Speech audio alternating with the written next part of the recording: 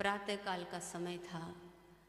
सती भोलेनाथ के चरणों में बैठी थी, नेत्र बंद थे और इंतजार कर रही थी कि काश आज ये बोले। तब तक सती को एक शब्द सुनाई दिया, राम राम राम।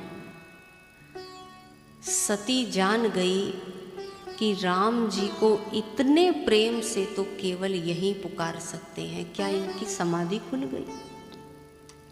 और सती ने नारायण अपने नेत्र खोले। नेत्र खोले तो देखा कि राम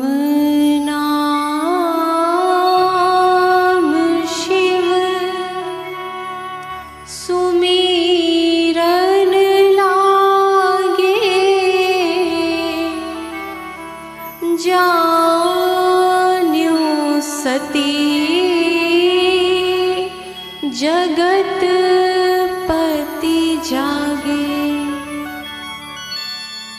जो राम का नाम सुनाई दिया तो माँ समझ गई कि इनकी समाधि खुल गई और उठ करके उनके बगल में बैठना चाहती थी, जहाँ पत्नी का स्थान होता है वाम भाग में बैठना ही चाह रही थी। तब तक भगवान शंकर ने एक ऐसी क्रिया करी कि सती का हृदय टूट गया। जो आसन वाम भाग में लगा था, भगवान शंकर ने धीरे से उस आसन को वाम भाग से हटा करके सामने लगा दिया और लगा करके इशारा किया कि यहाँ बैठिए सामने। मानो भगवान शंकर ये कहना चाहते हैं कि आपने वेश धारण किया था मेरी माँ का, इसलिए अभी भी आप में मुझे मेरी माँ ही दिख रही है और वाम भाग में स्थान पत्नी का होता है। अब आपके प्रति पत्नी भाव है नहीं, इसलिए आप यहाँ नहीं बैठ सकती हैं, आप यहाँ सामने बैठिए। अब तक सती को ये नहीं पता था कि इन्होंने मेरा त्याग कर दिया, परंतु आज जो ये क्रिया देखी, ये लीला देखी भगवान शंकर की, पति इनका सती का नारायण हृदय टूट गया। और हृदय टूट करके सती ने प्रभु श्री राम से प्रार्थना करी कि हे राघव, मैं आपकी अपराधिनी हूँ, मैंने आपका अपराध किया, मैंने आपकी परीक्षा लेनी चाहिए जिसका परिणाम मैं बहुत भोग चुकी हूँ। 87,000 वर्ष तक मैंने अपने पति का वियोग सहा और अब जब आज उनकी समाधि पूरी हुई तो उन्होंने अपनी क्रिया से बता दिया कि अब हम उनकी पत्नी के लायक नहीं रहे। हे राघव, हमें क्षमा करिए और जिस शरीर को भगवान शंकर अब नहीं अपनाएंगे, हम उस शरीर को रखना नहीं चाहती हैं। आप कोई ऐसी लीला करिए, कुछ ऐसा करिए राम जी कि जल्द से जल्द ये सती अपने इस शरीर का परित्याग कर दे। सती ने जब हृदय से प्रार्थना की, जो प्रभु दीन दयालु कहावा, आरत हरन वेद जसु गावा। जो ये प्रार्थना करी नारायण, मानो भगवान शंकर और भगवान श्री राम ने इनकी प्रार्थना सुनी है। और अब यहाँ पर नारायण राम जी ने एक ऐसी लीला प्रारंभ करी है, भगवान शंकर के द्वारा उस लीला को करवाया कि सती अपने इस शरीर को अब कैसे छोड़े। तब यहाँ पर एक अलग लीला प्रारंभ होती है। इस सती के जो पिता हैं, इनके पिता का नाम है दक्ष।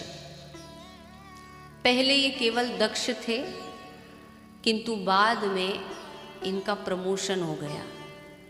अब जब प्रमोशन हो गया तो ये दक्ष से सीधा प्रजापति दक्ष बन गए।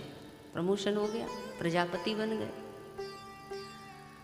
अब जब देखो प्रजापति बन गए तो इनको ये लगा कि अब तो भाई हम बड़े आदमी बन गए हैं, और बड़ा आदमी बन जाने के बाद सबको बताना तो पड़ेगा ना कि हम बड़े आदमी बन गए, क्योंकि पहले ये इतनी सोशल मीडिया तो थी नहीं कि इसके माध्यम से स्टेटस लगा दो कि हमको ये पद मिल गए। तो अब बताया कैसे जाए।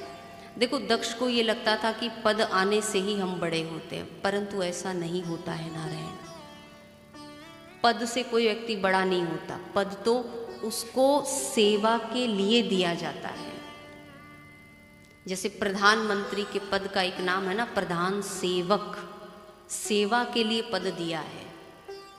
अब जैसे ये व्यास गद्दी है, ये सेवा के लिए दी गई है कि आप इसके माध्यम से अपने धर्म का प्रचार प्रसार करें।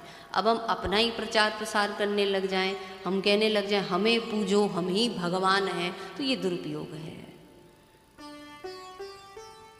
हमेशा याद रखना नारायण, बड़ी चीज़ें पास आ जाने से, बड़ी पद प्रतिष्ठा बन जाने से इंसान बड़ा नहीं होता है, इंसान ऑलरेडी बड़ा है। अब आप सोचोगे कैसे? गोस्वामी जी ने एक जगह लिखा है कि ईश्वर अंश जीव अविनाशी, चेतन अमल सहज सुख राशि। कोई बड़े बाप का बेटा अपने आप को कहता है ना कि भाई हमारी बात मानना, हमारे पिताजी वो हैं, हम बड़े बाप के बेटे हैं। एक मन में एक प्राउड फील होता है कि हम बड़े बाप के बेटे, हम चाहे जहाँ जा सकते हैं, जो भी कर सकते हैं। तो सोचो नारायण, एक सामान्य से व्यक्ति का पुत्र होने से इंसान को गर्व होता है, तो हम सब के भी तो बाप कोई कम थोड़ी हैं, हम भी तो उस बड़े बाप की औलाद हैं। हमारा भी तो पिता जगत पिता है, हम तो भगवान के बच्चे, हम तो ऐसे ही बड़े, हम भी तो कितने बड़े बाप के बच्चे हैं।